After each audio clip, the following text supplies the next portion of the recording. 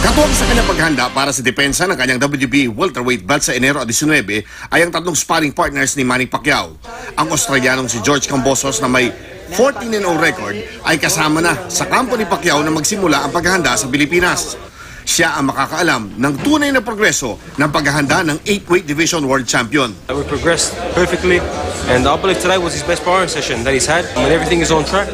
Ibinalik sa mga sparring partners ng fighting senator si Lydell Rhodes na unang nakatikim ng bagsik ng mga kamao ni Pacquiao noong 2014 bilang bahagi ng preparasyon para sa Pacquiao versus Bradley 2. The same man he is before, hasn't slowed down a bit, still got the power, still got the speed.